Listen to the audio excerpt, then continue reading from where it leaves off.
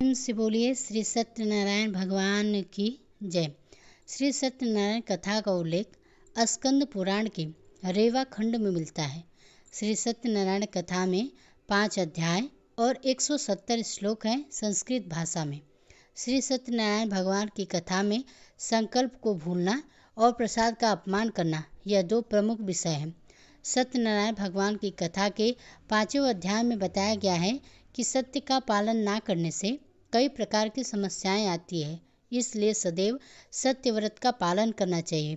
श्री सत्यनारायण भगवान की कथा भगवान श्री विष्णु के सत्यनारायण स्वरूप की महिमा और कृपा का वर्णन करती है।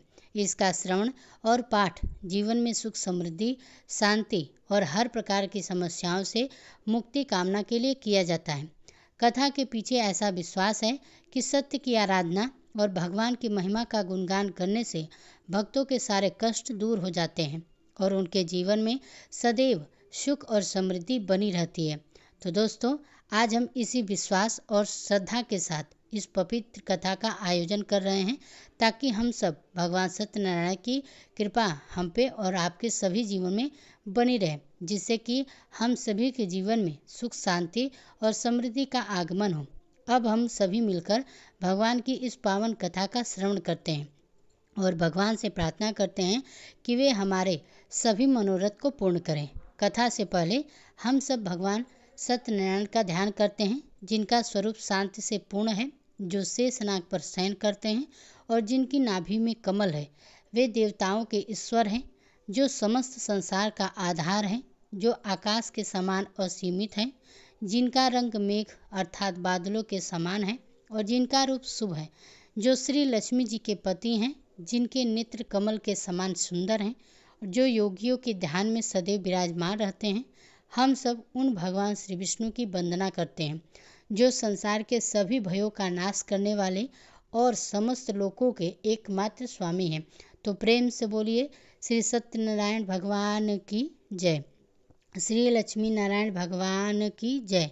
पौराणिक कथा के अनुसार एक समय नैमिषारण्य तीर्थ में शौनका आदि 88,000 ऋषियों ने श्री सूत जी से कहा कि हे प्रभु, इस कलयुग में वेग विद्या रहित मनुष्यों को प्रभु भक्ति में किस प्रकार मिलेगी और उनका उद्धार कैसे होगा। हे मुनिश्रेष्ठ, कोई ऐसा तप कहिए जिससे थोड़े समय में पुण्य प्राप्त होवे और मनवांछित फल मिले। ऐसी कथा को सुनने की हमारी इच्छा है। सर्वशास्त्र ज्ञाता श्री सूत जी बोले, वैष्णव में पूछ, आप सब में प्राणियों के हित की बात पूछी है। अब मैं उस श्रेष्ठ व्रत को आप लोगों से कहूँगा, जिस व्रत को नारद जी ने श्री लक्ष्मी नारायण भगवान से पूछा था और लक्ष्मीपति ने मुनि श्रेष्ठ नारद जी से कहा था। सो ध्यान पूर्वक सुनो। एक समय योगी राज नारद जी दूसरों के हित की इच्छा से अनेक लोकों में घूमते हुए मृत्यु लोक में आ पहुँचे, जहाँ अनेक योगियों में जन्मे हुए प्राय सभी मनुष्यों को अपने कर्मों के अनुसार अनेक दुखों से पीड़ित देखकर सोचा कि किस यत्न से करने से निश्चय ही प्राणियों के दुखों का नाश हो सकेगा। ऐसा मन में सोचकर देवर्षि मुनि श्री विष्णु को लोक को चले गए। वहाँ श्वेत वर्ण और 4 भुजाओं वाले देवों के इस नारायण को देखकर, जिनके हाथों में शंख चक्र गदा और पद्म थे तथा वरमाला पहने हुए थे, स्तुति करने लगे। हे भगवान, आप अत्यंत शक्ति से संपन्न हैं, मन तथा वाणी भी आपको नहीं पा सकती। आपका आदि मध्य अंत भी नहीं है। आप निर्गुण स्वरूप सृष्टि के आदि भूत और भक्तों के सभी भक्तों को नष्ट करने वाले हैं। आपको मेरा नमस्कार है। नारद जी से इस प्रकार की स्तुति को सुनकर भगवान श्री विष्णु जी बोले, हे मुनिश्रेष्ठ, आपके मन में क्या है? आपका किस काम के लिए आगमन हुआ है? निसंकोच कहिए। तब नारद मुनि बोले, हे प्रभु, मृत्यु लोक में सब मनुष्य अनेक योनियों में पैदा हुए हैं, अपने अपने कर्मों के द्वारा अनेक प्रकार के दुखों से दुखी हो रहे हैं। हे नाथ, यदि आप मुझ पर दया रखते हो तो बताइए कि उन मनुष्यों के सब दुख थोड़े से ही प्रयत्न करने से कैसे दूर हो सकते हैं। तब श्री भगवान विष्णु जी बोले, हे नारद, मनुष्यों के भलाई के लिए तुमने बहुत ही अच्छी बात पूछी है।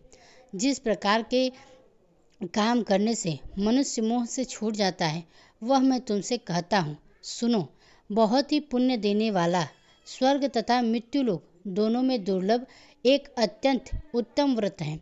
आज मैं प्रेमवश होकर तुमसे कहता हूँ, श्री सत्यनारायण भगवान का यह व्रत अच्छी तरह विधि पूर्वक करके मनुष्य धरती पर आयु पर्वत सुख भोग कर अपने मोक्ष को प्राप्त होता है। श्री भगवान के वचन सुनकर श्री नारद जी बोले, हे भगवान, उस व्रत का क्या फल है, क्या विधान है और किसने यह व्रत किया और किस दिन यह व्रत करना चाहिए, विस्तार पूर्वक कहिए। तब भगवान विष्णु जी बोले, हे नारद, दुख शोक आदि को दूर करने वाला, धन धान्य को बढ़ाने वाला, सौभाग्य तथा संतान देने वाला, यह सब स्थानों पर विजय करने वाला, भक्ति और श्रद्धा के साथ किसी भी दिन मनुष्य श्री सत्यनारायण की प्रातः काल के समय ब्राह्मणों और बंधुओं के साथ धर्मपरायण होकर पूजा करें। भक्ति भाव से नैवेद्य, केले का फल, शहद, घी, दूध और गेहूं का आटा, सवाया, लेवे गेहूं के अभाव में साठी का चूर्ण भी ले सकते हैं और सब पदार्थों को भगवान को अर्पण देवे तथा बंधुओं सहित ब्राह्मणों को भोजन करावें। उसके पश्चात स्वयं भोजन करें। रात्रि में नित्य गीत आदि का आयोजन कर भगवान सत्यनारायण का ध्यान करते हुए सब बिताएं। इस तरह व्रत करने पर मनुष्यों की इच्छा निश्चित ही पूर्ण होती है। विशेष रूप से कली काल में भूमि पर यही मोक्ष का सरल उपाय है। तो प्रेम से बोलिए श्री सत्यनारायण भगवान की जय। श्री सत्यनारायण भगवान की कथा का प्रथम अध्याय संपूर्ण। दूसरा अध्याय। श्री सूरज जी बोले, हे ऋषियों, जिसने पहले समय में इस व्रत को किया उसका इतिहास मैं तुमसे कहता हूँ, ध्यान पूर्वक सुनो। सुंदर काशीपुरी नगरी में एक अत्यंत निडर ब्राह्मण था। वह भूख और प्यास से बेचैन हुआ नित्य पृथ्वी पर घूमता था। ब्राह्मणों से प्रेम करने वाले भगवान ने ब्राह्मण को देखकर बूढ़े ब्राह्मण का रूप धरकर उसके पास जाकर आदर पूर्वक पूछा, हे विप्र, तुम नित्य दुखी होकर पृथ्वी पर क्यों घूमते हो? हे ब्राह्मण, यह सब मुझसे कहो, मैं सुनना चाहता हूँ। तब वह ब्राह्मण बोला, मैं निडर ब्राह्मण हूँ, भिक्षा के लिए पृथ्वी पर फिरता हूँ। हे भगवान, यदि आप इससे छुटकारा पाने का कोई उपाय जानते हो तो कृपा कर मुझे बताएं। वृद्ध ब्राह्मण बोला, हे विप्र, सत्यनारायण भगवान मनोवांछित फल देने वाले हैं, इसलिए तुम उनका पूजन करो, जिसके करने से मनुष्य सब दुखों से मुक्त हो जाता है। तब ब्राह्मण को व्रत का सारा विधान बतलाकर बूढ़े ब्राह्मण का रूप धारण करने वाले श्री सत्यनारायण भगवान वहीं अंतर ध्यान हो गए। जिस व्रत को वृद्ध ब्राह्मण ने बताया, मैं उसको स्वयं अवश्य करूँगा, यह निश्चय कर उसे रात भर नींद नहीं आई। सवेरे उठकर सत्यनारायण भगवान के व्रत का निश्चय कर वह भिक्षा के लिए चला गया। उस दिन उसको भिक्षा में बहुत सारा धन मिला, जिससे बंधु बांधव के साथ उसने भगवान सत्यनारायण का व्रत किया। इसके करने से वह ब्राह्मण सब दुखों से छूटकर अनेक प्रकार के संपत्तियों से युक्त हुआ। उस समय से वह ब्राह्मण हर मास व्रत करने लगा। इस तरह सत्यनारायण भगवान के व्रत को जो भी करेगा वह मनुष्य सब दुखों से छूट जाएगा। इस तरह नारद जी से सत्यनारायण भगवान का कहा हुआ यह व्रत मैंने तुमसे कहा। हे विप्रो, अब मैं और क्या कहूँ? तब ऋषिगण बोले, हे मुनीश्वर, संसार में इस ब्राह्मण से सुनकर किस किस ने इस व्रत को किया, हम वह भी सब सुनना चाहते हैं, इसलिए हमारे मन में अत्यंत ही जिज्ञासा हो रही है। श्री सूत जी बोले, हे ऋषियों, जिसने इस व्रत को किया वह सब भी सुनो। एक समय वह ब्राह्मण धन और ऐश्वर्य के अनुसार बंधु बांधव के साथ व्रत करने को तैयार हुआ। उसी समय एक लकड़ी बेचने वाला बूढ़ा आदमी आया और बाहर लकड़ियों को रखकर ब्राह्मण के मकान में गया। प्यास से दुखी लकड़हारा उनको व्रत करते देखकर ब्राह्मण को नमस्कार करके कहने लगा, यह आप क्या कर रहे हैं? इसके करने से क्या फल मिलता है? कृपा करके मुझे बताइए। ब्राह्मण ने कहा, सब मनोरथ को पूर्ण करने वाला यह सत्यनारायण भगवान का व्रत है। इसकी ही कृपा से मेरे यहाँ धन धान आदि की वृद्धि हुई। ब्राह्मण से इस व्रत के बारे में जानकर लकड़हारा अत्यंत ही प्रसन्न हुआ। चरणामृत लेकर प्रसाद ग्रहण करने के बाद वह अपने घर को गया। अगले दिन लकड़हारे ने अपने मन में इस प्रकार का संकल्प किया कि आज गांव में लकड़ी बेचने से जो भी धन मिलेगा उसी से श्री सत्यनारायण भगवान का उत्तम व्रत करूंगा। ऐसा मन में निश्चय कर वह बूढ़ा आदमी लकड़ियां अपने सिर पर रखकर जिस नगर में धनवान लोग रहा करते थे ऐसे सुंदर नगर में गया। उस दिन वहां पर उसे उन लकड़ियों का दाम पहले से चौगुना मिला। तब वह लकड़ा दाम लेकर बहुत ही प्रसन्न होकर पके केले, शक्कर, घी, दूध, दही और गेहूं का चूर्ण इत्यादि सत्यनारायण भगवान के व्रत की कुल सामग्रियों को लेकर अपने घर गया। फिर उसने अपने परिवारजनों को बुलाकर विधि के साथ भगवान का पूजन तथा व्रत किया। उस व्रत के पुण्य प्रभाव से वह बूढ़ा लकड़हारा धन, पुत्र आदि से युक्त हुआ और संसार के समस्त सुख को भोग कर अंत में वैकुंठ लोक को चला गया। श्री सत्यनारायण भगवान की जय। श्री सत्यनारायण व्रत कथा दूसरा अध्याय संपूर्ण। तीसरा अध्याय। श्री सूत जी बोले, हे श्रेष्ठ मुनियों, अब आगे की कथा कहता हूँ, सुनो। पहले समय में उल्कामुख नाम का एक बुद्धिमान राजा रहा करता था। वह सत्यवक्ता और जितेंद्रिय था। प्रतिदिन देवस्थानों पर जाता और गरीबों को धन देकर उनके कष्ट दूर करता था। उसकी पत्नी कमल के समान मुख वाली सती साध्वी थी। पुत्र प्राप्ति के भद्र लालसा से नदी तट पर उन दोनों ने सत्यनारायण भगवान का व्रत किया। उस समय वहाँ एक साधु नामक वैश्य आया। उसके पास व्यापार के लिए बहुत सारा धन था। वह नाव को किनारे पर ठहराकर राजा के पास आ गया और राजा को व्रत करते देखकर विनय के साथ पूछने लगा, हे राजन, भक्ति युक्त चित्त से यह आप क्या कर रहे हैं? मेरी सुनने की इच्छा है, सो आप मुझे यह बतलाइए।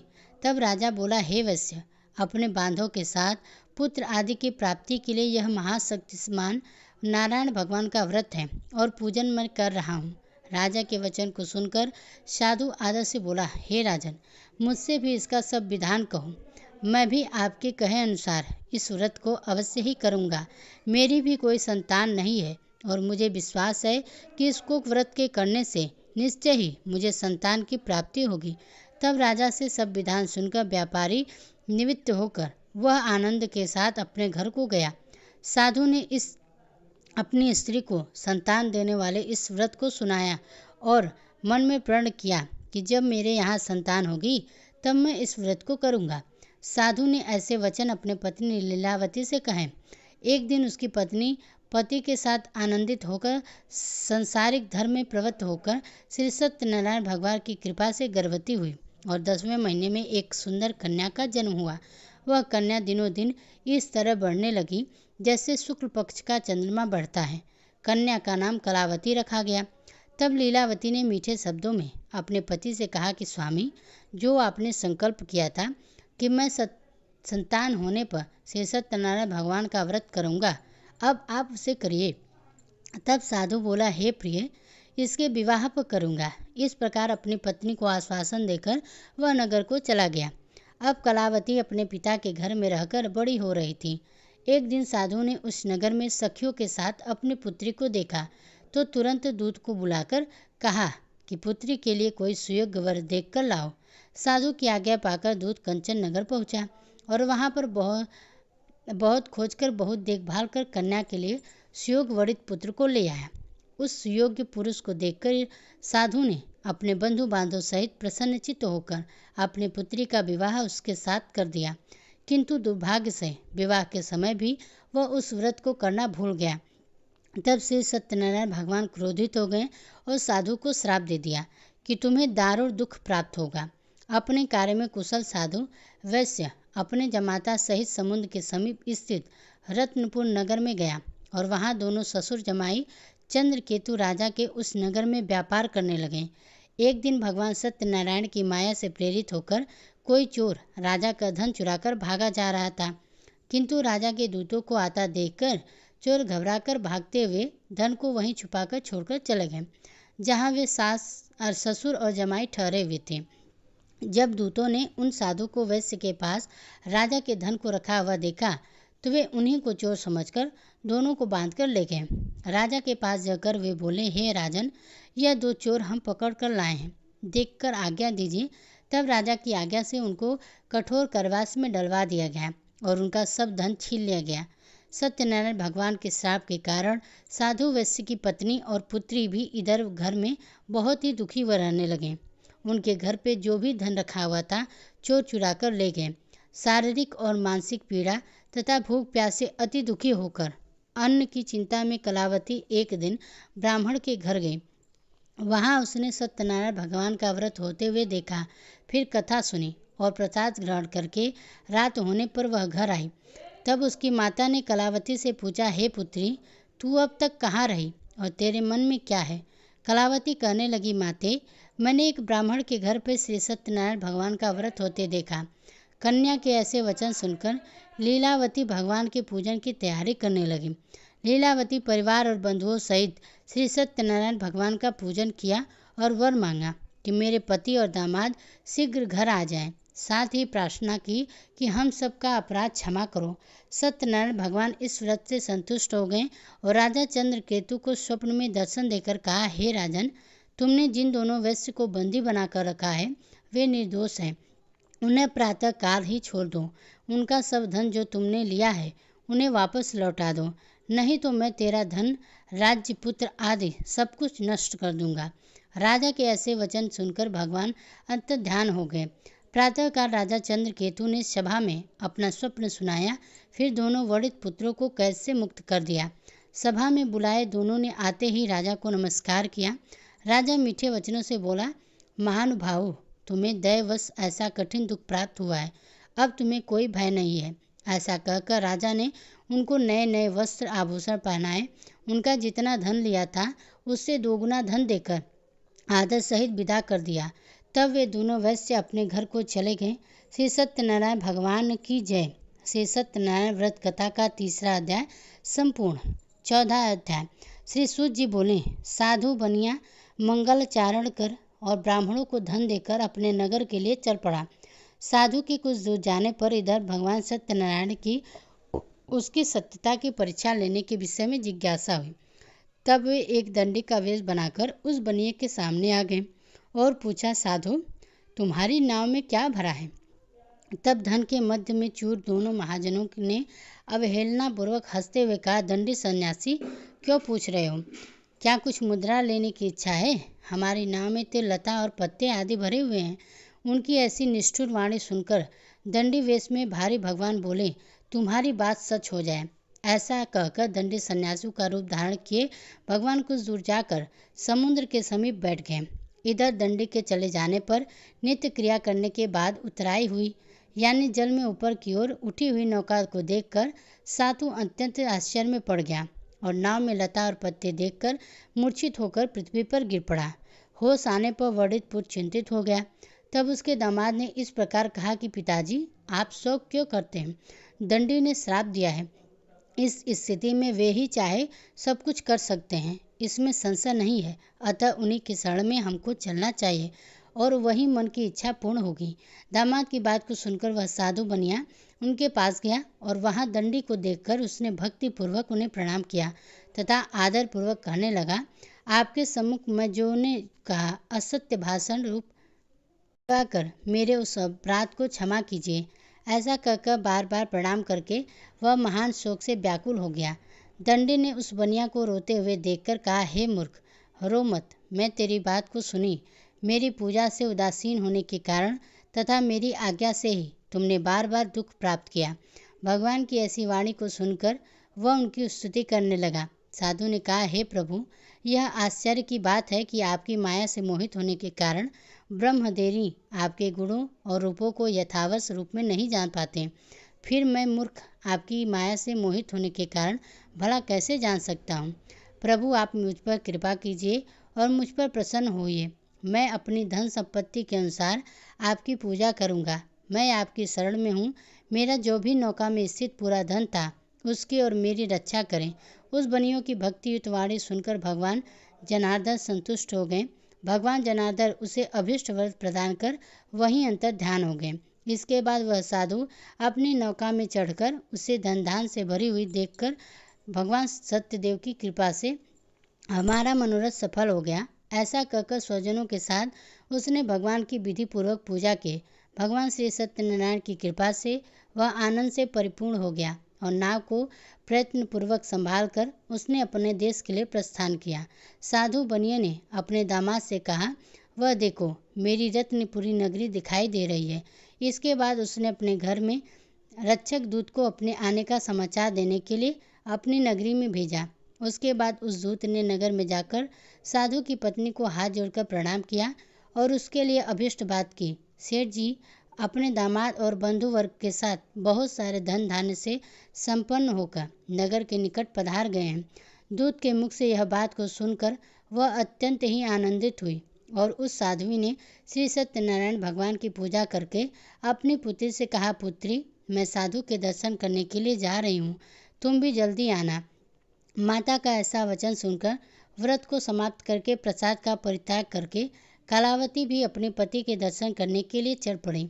इससे भगवान सत्यनारायण रुष्ट हो गए और उन्होंने उसके पति को तथा नौका को धन के साथ हरण करके जल में डुबो दिया। इसके बाद कलावती कन्या अपने पति को ना देखकर महान शोक से रुदन करती हुई पृथ्वी पर गिर पड़ी।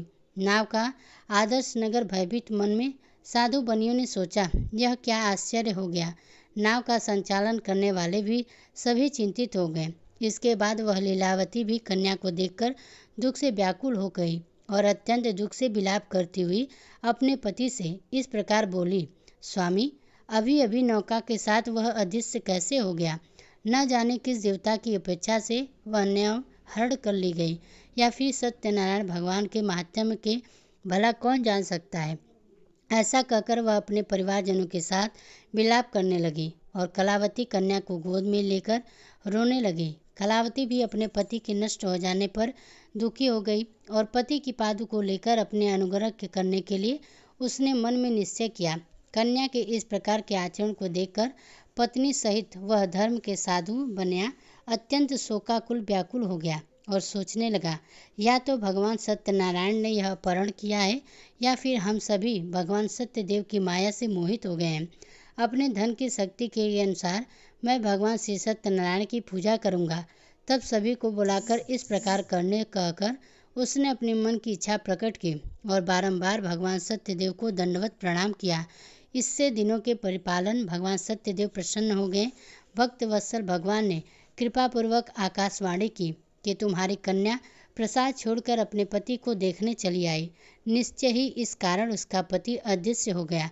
यदि घर जाकर यह प्रसाद ग्रहण करके वापस आए तो हे साधु बनिया, तुम्हारी पुत्री पति को प्राप्त करेगी, इसमें संशय नहीं है। कलावती ने यह भी दिव्य आकाशवाणी सुनी तो वह शीघ्र ही अपने घर गई और उसने प्रसाद ग्रहण किया। वापस आकर उसने अपने परिवारजनों और अपने पति को देखा। तब कलावती कन्या ने अपने पिता से कहा, पिताजी, अब तो घर चलिए, देरी क्यों कर रहे हैं। कन्या की बात को सुनकर वर्णित पुत्र संतुष्ट हो गया और विधि विधान से भगवान सत्यनारायण का पूजन करके धन और बंधु बांधव के साथ उसने अपने घर को चला गया। इसके बाद पूर्णिमा और संक्रांति पर्वों पर भगवान सत्यनारायण का पूजन करते हुए इस लोक में सुख भोग कर अंत में वह सत्यपुर बैकुंठ लोक को चला गया। तो प्रेम से बोलिए श्री सत्यनारायण भगवान की जय। श्री सत्यनारायण भगवान का व्रत कथा चौथा अध्याय संपूर्ण। पांचवा अध्याय। श्री सूत जी बोले, श्रेष्ठ मुनियों, अब इसके बाद में दूसरी कथा कहूँगा, आप लोग ध्यानपूर्वक सुनिए। अपनी प्रजा का पालन करने में तत्पर तुंगध्वज नामक एक राजा था। उसने सत्यदेव के प्रसाद का परित्याग करके दुख प्राप्त किया। एक बार वह वन में बहुत से पशुओं का मारकर वट वृक्ष के नीचे आया।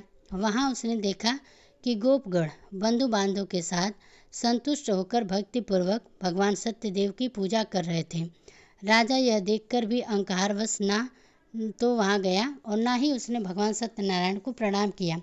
पूजन के बाद सभी गोपगण भगवान का प्रसाद राजा के समीप रखकर वहाँ से लौट गए और इच्छानुसार उन सभी ने भगवान का प्रसाद ग्रहण किया। इधर राजा को प्रसाद का परित्याग करने पर बड़ा ही दुख मिला। उसका संपूर्ण धन धान्य और सभी सौपुत्र नष्ट हो गए। राजा ने मन में यह निश्चय किया कि अवश्य ही भगवान सत्यनारायण ने हमारा नाश कर दिया, इसलिए मुझे वहाँ जाना चाहिए जहाँ श्री सत्यनारायण का पूजन हो रहा था। ऐसा मन में निश्चय करके वह राजा गोपगणों के समीप गया और उसने गोपगणों के साथ भक्ति श्रद्धा से युक्त होकर विधि पूर्वक भगवान सत्यदेव की पूजा की। भगवान सत्यदेव की कृपा से वह पुनः धन्य और पुत्रों सहित संपन्न हो गया तथा इस लोक से सभी सुखों को भोग कर अंत में सत्यपुर बैकुंठ लोक को प्राप्त हुआ। श्री सूत जी कहते हैं, जो व्यक्ति इस परम दुर्लभ श्री सत्यनारायण के व्रत को करता है और पूर्णम तथा फल प्रदायिनी भगवान की कथा को भक्ति युक्त होकर सुनता है, उसे भगवान सत्यनारायण की कृपा से धन्य दान आदि की प्राप्ति होती है। दरिद्र धनवान हो जाता है, बंधन में पड़ा हुआ बंधन से मुक्त हो जाता है, डरा हुआ व्यक्ति भय मुक्त हो जाता है। यह सत्य बात है, इसमें संशय नहीं है। इस लोक में वह सभी इच्छित फलों को भोग कर अंत में सत्यपुर वैकुंठ लोक को प्राप्त हो जाता है। हे ब्राह्मणों, इस प्रकार मैंने आप लोगों से भगवान सत्यनारायण के व्रत को कहा, जिसे करके मनुष्य सभी दुखों से मुक्त हो जाता है। कलयुग में तो भगवान सत्यदेव की पूजा विशेष फल प्रदान करने वाली है। भगवान विष्णु को ही कुछ लोग काल, कुछ लोग सत्य, कोई ईश और कोई सत्यदेव तथा दूसरे लोग सत्यनारायण नाम से कहेंगे। अनेक रूप धारण करके भगवान सत्यनारायण सभी का मनोरथ सिद्ध करते हैं। कलयुग में सनातन भगवान विष्णु ही सत्यवत रूप धारण करके सभी का मनोरथ पूर्ण करने वाले होंगे। हे श्रेष्ठ मुनियों, जो व्यक्ति नित्य भगवान सत्यनारायण की इस व्रत कथा को पढ़ता है या सुनता है, भगवान सत्यनारायण की कृपा से उसके सभी पाप नष्ट हो जाते हैं। हे मुनीश्वर, पूर्व काल में जिन लोगों ने भगवान सत्यनारायण का व्रत किया था, उसके अगले जन्म का वृत्तांत कहता हूँ, आप लोग सुनिए। महान प्रजा संपन्न सतानंद नाम के ब्राह्मण सत्यनारायण व्रत करने के प्रभाव से दूसरे जन्म में सुदामा नामक ब्राह्मण हुए। उस जन्म में भगवान श्री कृष्ण का ध्यान करके उन्होंने मोक्ष प्राप्त किया। लकड़हारा भील गोहों का राजा हुआ और अगले जन्म में उसने भगवान श्री राम की सेवा करके मोक्ष प्राप्त किया। महाराज उल्कामुख दूसरे जन्म में राजा दशरथ हुए। उन्होंने श्री रंग नाम की पूजा करके अंत में वैकुंठ को प्राप्त किया। इस प्रकार धार्मिक और सत्यवत साधु पिछले जन्म में सत्यव्रत के प्रभाव से अपने दूसरे जन्म में मोरध्वज नामक राजा हुआ। उसने आर्य से चेतक अपने पुत्र की आतिथ्य भगवान विष्णु को अर्पित कर मोक्ष प्राप्त किया। महाराज तुंगध्वज जन्मांतर में स्वयंभू हुए और भागवत संपत्ति संपूर्ण कार्यों का अनुष्ठान करके वैकुंठ लोक को प्राप्त हुए। गोपगढ़ जो थे वे सब जन्मांतर के ब्रजमंडल में निवास करने वाले गोप हुए और सभी राक्षसों का संहार करके उन्होंने भी भगवान का सारस्वत धाम गोलोक को प्राप्त किया। तो प्रेम से बोले श्री सत्यनारायण भगवान की जय, श्री लक्ष्मी नारायण भगवान की जय। तो दोस्तों, आशा करते हैं कि आज की यह कथा आपको पसंद आई होगी। पसंद आई हो तो वीडियो को लाइक कीजिएगा। इसी तरह की व्रत कथाओं को सुनने के लिए हमारे चैनल को सब्सक्राइब जरूर कीजिएगा।